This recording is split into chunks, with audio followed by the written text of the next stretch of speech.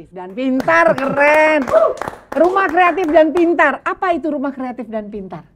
Jadi itu tempat buat wadah ya, wadah buat teman-teman kaum marginal. Oke. Kita sih sebenarnya sasarannya tuh pertama ada penyandang disabilitas. Penyandang disabilitas. Kemudian yang kedua kita mengayomi teman-teman narapidana.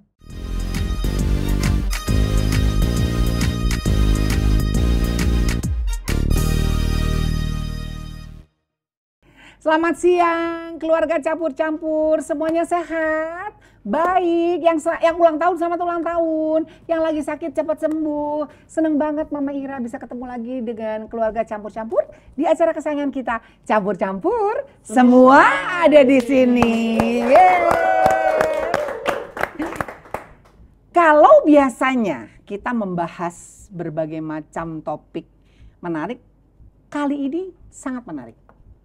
Kenapa Mama Ira bilang sangat menarik? Karena saya berhasil mendatangkan seorang teman baru di balik kesibukannya, ya. Asal Banjarmasin pemuda tampan ini, ya kan. Tapi teman saya ini memiliki segudang prestasi, and he has a noble heart. Luar biasa hatinya, memperjuangkan hak atau mengangkat harkat dari orang-orang pinggiran, ya, kaum marginal yang berada di Kalimantan Selatan. Kita ngobrol banyak nanti dengan Muhammad Arifin. Yeay! Apa kabar Arifin? Alhamdulillah baik. Capek banget kayaknya. Banget. Apa nih? Dari mana? Oleh-oleh. Oleh-oleh. Luar biasa. Ini beliau dari Menteri dapat apa ini? Coba dijelasin. Ini baru hari Senin kemarin. Menteri Ketenagakerjaan Republik Indonesia memberikan nominasi penghargaan untuk Rumah Kreatif dan Pintar. Rumah Kreatif dan Pintar, keren. Rumah Kreatif dan Pintar. Apa itu Rumah Kreatif dan Pintar? Jadi itu tempat buat wadah ya, wadah buat teman-teman kaum marginal. Oke. Kita sih sebenarnya sasarannya tuh pertama ada penyandang disabilitas. Penyandang disabilitas. Kemudian yang kedua kita mengayomi teman-teman narapidana. Oke. Baik yang narapidana anak, dewasa. Dewasa juga? Dewasa yang perempuan dan laki-laki juga. Wah, besar sekali ya. Oke. Kemudian ada lansia, orang tua tunggal, dan juga anak yatim piatu yang biasanya di panti asuhan. Itu kan sampai SMA aja dia di situ. Setelah itu mereka harus berkarya keluar. Nah, di Rumah Kreatif itu memfasilitasi sampai mereka jenjang sarjana. Tunggu dulu, ini luar biasa banget loh. Tidak hanya, biasanya kan kalau orang ya komunitas terbatas ya hanya untuk misalnya untuk orang tua jompo saja atau kaum anak remaja, dewasa dan sebagainya. Tapi ini seluruhnya tidak terbatas kepada usia, latar belakang, strata ekonomi, semua ada di situ. Ada di situ. Kayak campur-campur semua ada di sini. Makanya kita diundang ke campur-campur. Iya dong, tepat banget ya, thank you ya. Rumah Kreatif dan Pintar. Itu siapa yang memberikan namanya? Awal mulanya gimana bisa terbentuk itu? Saya tuh kan sebenarnya seorang guru dulunya di tahun 2011. Bapak guru luar biasa Pak Guru, saya tuangin kopi deh. Ada laus ya kan? Gimana? Jadi 2011 sampai 2015 ada teknik, ngajar di salah satu SMK di Banjarmasin. Banjarmasin. Oke. Di sana kaprodi juga. Terus 2015 itu saya resign karena harus ada dua pilihan tuh. Oke. Karena guru produktif kan sedikit, jadi saya harus ngikutin PNS. Saya langsung resign karena saya nggak begitu tidak intuit, soul-nya tidak maksimal. Betul. Belum terpanggil secara maksimal. Ya. Jadi Bapak Guru ini selesai mengajar di SMK di tahun 2015. Di tahun 2015 langsung membuat. Saya ngamen di Banjarmasin. Nggak ngomong-ngomong, ngamen mau ngajak ke sekali, iya kan? Temenin Mama Ira waktu itu ngamen. Jadi teman-teman. Kenapa harus ngamen? Karena kita ngumpulin modal untuk membangun lembaga Rumah Kreatif dan Pintar itu. Oke. Kenapa dikasih nama Rumah Kreatif dan Pintar? Karena kalau orang pintar itu belum tentu kreatif.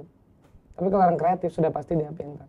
Kalau kombinasi keduanya itu pasti menjadi sesuatu yang bernilai. Oke, luar biasa. It's true. Ya, orang yang cerdas, orang yang mampu untuk menempatkan diri di mana saja, tapi kreativitasnya juga diperlukan. Jadi Rumah Kreatif dan Pintar dari segala macam backstory yang ada, akhirnya dibikinkan. Itu pemikiran awalnya ya. Betul. Akhirnya terbentuk. Berarti dari tahun berapa tuh Rumah Kreatif dan Sejak saya resign 2015 sampai dengan sekarang. Sampai sekarang. Oke, berapa banyak saya bukan bilang banyak member ya, tapi berapa banyak tuh kan anak didik di Rumah Kreatif itu berapa banyak?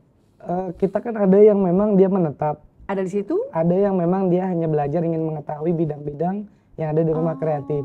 Kita tidak boleh membatasi mereka untuk wajib stay di situ, enggak. Jadi mereka boleh belajar, kemudian ngembangin sendiri atau menetap di tempat kita, itu boleh. Bebas ya? Bebas. Yang penting ada di situ dan benar-benar serius ya untuk. Betul. Kalau yang tinggal di sana apa? Ada persyaratan khusus atau gimana? Kita lebih memang yang dalam tanda kutip yang ekonominya rentan. Itu yang biasanya kita fasilitasi prioritas. Apa fasilitasnya apa gitu? Jadi kita kan punya kelompok. Kelompoknya itu terbagi di seluruh Banjarmasin dan beberapa daerah di Kalimantan Selatan. Oke. Nah, mereka punya kelompok, contoh yang saya pakai ini. Keren banget loh, ternyata sumpah beneran. Ini kan teman-teman tuli yang bikinkan desain untuk, ini namanya sasirangan. Sasirangan, bahannya sasirangan, motifnya apa itu? Jadi itu ini kan awalnya putih, kain putih. Kemudian dilukis oleh teman-teman tuli, kemudian dijulujur satu-satu lukisannya tadi, membentuk motif, baru diwarna dengan menggunakan warna alam. Seriously? Ya, prosesnya itu panjang. Oke, ini juga ada tenunnya itu? Ini tenun ini kita pas beli di Jakarta aja kita mix. Oke, tapi padu padannya bagus ya? Mereka yang ngebantu untuk nyocokin. Teman-teman daksa yang melakukan, tuna daksa yang melakukan. Tuli. Tuli daksa, tuli bilangnya. Ya, teman tuli. Teman tuli namanya. Oke. Nah, itu kelompoknya tersendiri. Nah, jadi teman-teman yang difabel, tuli tersendiri kelompoknya. Nah, di sana mereka bidangnya kita nggak bisa paksa. Setiap orang harus membidangi satu project tuh nggak bisa. Jadi kita ada asesmen dulu, baru nanti kita ada pendampingan, kita salurkan minat bakatnya. Gitu. Hebat ya. Berapa banyak teman tuli kita di sana? 20 dulunya. Dulunya 20. Sekarang berkurang? Sekarang kita sortir. Sortir itu tujuannya memang supaya outputnya jelas. Teman ini tidak hanya sebatas mereka berkembang di kita aja, tapi kita juga melihat outputnya gitu. Apalagi ada potensi yang bagus. Iya, potensi yang bagus kita gali lagi, kita asah sehingga sekarang jadi 6. Gitu. Nah, kira-kira nih kalau sekarang nih ditayangkan, teman tuli melihat kita bisa? Bisa, tapi bahasa isyarat. Bahasa isyarat. Saya kenalin bahasa isyarat. Iya, tolong sampaikan aja. Siapa namanya yang bikin? Nana. Oke. Nana. Kamera sini. Oke. Nana. Oke. Mama Ira suka sekali dengan bajunya.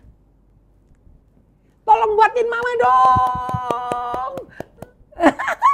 Terima kasih. Terima kasih Nana. Sama-sama. Kalau aku Mama Ira mau bilang kepada teman tulis semuanya, aku cinta padamu, bilangnya. Aku cinta padamu. Aku cinta padamu. Thank you. Pokoknya banyak sekali ya yang sudah. Aduh, saya ini sampai terharu loh, gak bisa ngomong gitu.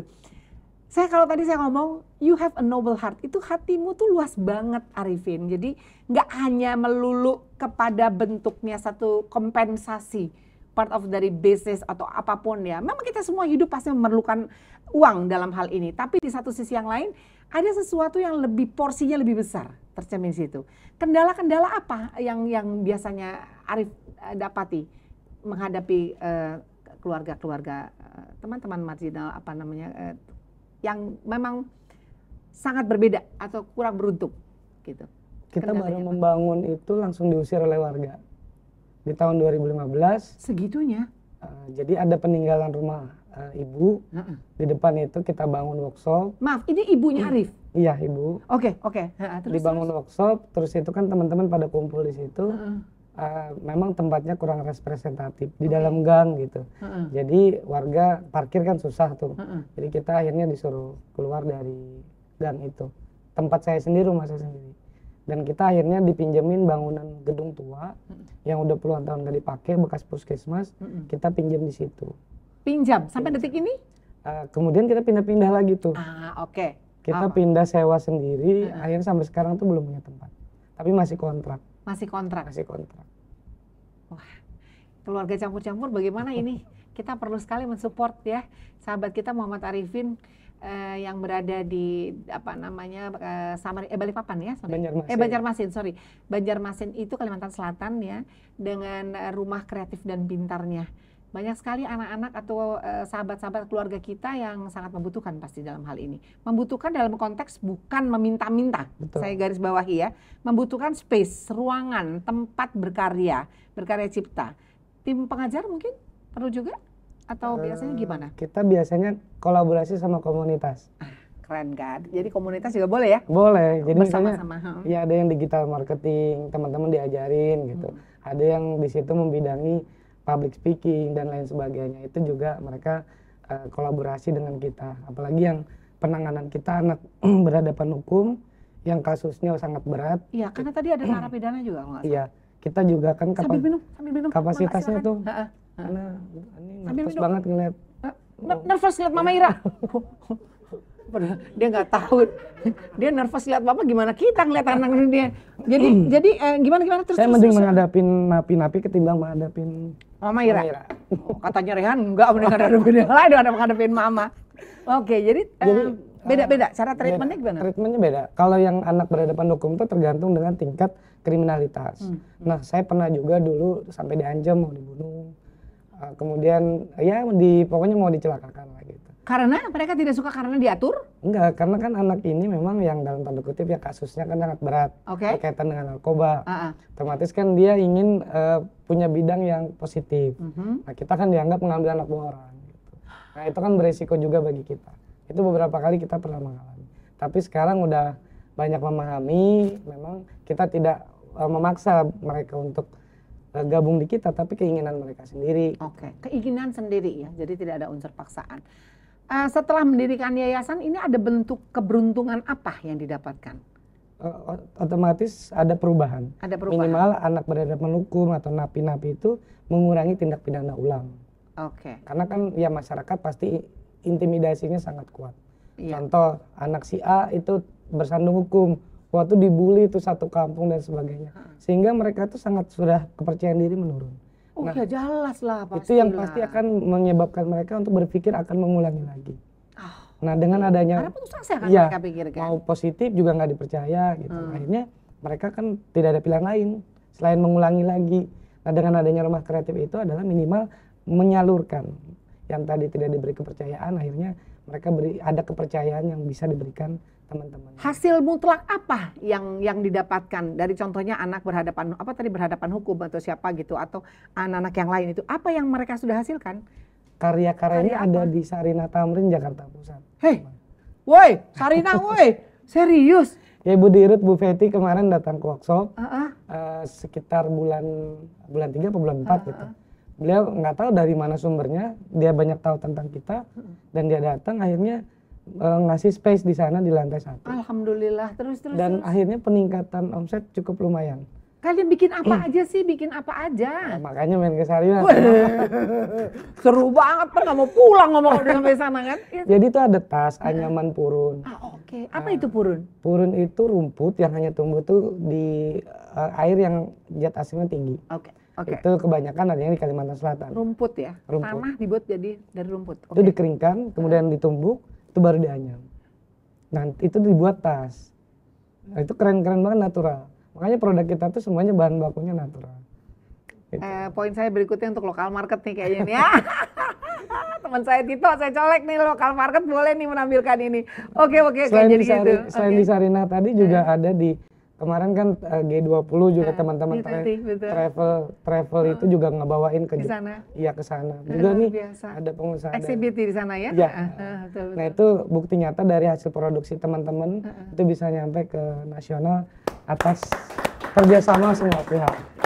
Kesempatan tidak datang 2 kali, kesempatan mahal itu dan luar biasa dilakukan dan dijalani, diterima dengan hati yang lapang dan happy oleh teman-teman dari Rumah Kreatif dan Pintar. Arifin, luar biasa sih. Berapa banyak gengnya kamu selalu ada untuk anak-anak itu? Ada 20 kalau tim inti. Tim inti. Kalau semuanya itu ada lumayan lah ratusan. Ya? Masih terus aktif ya di sana? Aktif. Kapan-kapan Mama Ira boleh dong main-main ke sana? Wajib lah. Wajib ya? Bu Kika boleh diatur kapan waktu jadwalnya Banjarmasin, iya kan? Kalau mau ikut nggak sih? Woi, mau ikut? Ya mau lah, kalau jalan-jalan sama Mama dong. Oh iya dong. Kamu nanya, ya kan? Selalu gitu ya. Kalau di rumah ini, rumah saya dicampur-campur emang kita selalu begini, santai aja gitu kan, bapak guru, bapak guru. Oke deh, sekarang selain tadi penghargaan ini, ada penghargaan lain nggak yang pernah didapatkan atau ada dari Pemda atau Pemkot atau apa? Bagaimana? Bulan lalu, ini bulan apa nih? November. November. Oktober itu dari Pak Sandiaga Uno. Alhamdulillah. Beliau Pak Sandi kasih apa? datang ke workshop ngasih mesin buat bikin sepatu. Oh, San kok nggak ngomong-ngomong dong, gitu kan kita ngikut, ya kan? Oh, bikin sepatu. Jalan juga. Tuh produksi sepatunya? Jalan. Itu desainnya anak-anak juga? Jadi itu ada fasilitas dari pemerintah provinsi, bekerja sama dengan Kementerian Perindustrian. Pemprov kasih bekerja sama perindustrian? Mereka melatih anak-anak kita. Oh, ada pelatihan. Ya, jadi anak-anak dilatih di Sidoarjo, kemudian desain segala macam baru diproduksi di tempat kita. Jual juga di sana? Dijual. Berapa kisaran berapa kalau misal contoh sepatu bisa gitu? Sepatu range-nya 350-an. Wih, lumayan ya? Karena dia pakai bahan alam semua. Untuk kita pakai kain kanvas gitu. Jadi bahan bakunya semuanya natural. Saya mau main Sarina kalau begini ya. Sarina udah lumayan tuh. Oh iya ya? Lebih tinggi lagi harganya. Oke. Tapi di situ juga karena kita kan tidak sewa. Kita ada pembagian hasil. Akhirnya memang harga itu kita yang nentukan. Oke. Bukan Sarina. Jadi dari kita yang ngatur di sistem. Mereka nggak boleh ini. Otak-atik di situ ya. Tapi nggak apa-apa, keleluasaan itu sangat berguna banget ya. Setidak-tidaknya tidak memberatkan lah ya. Oke.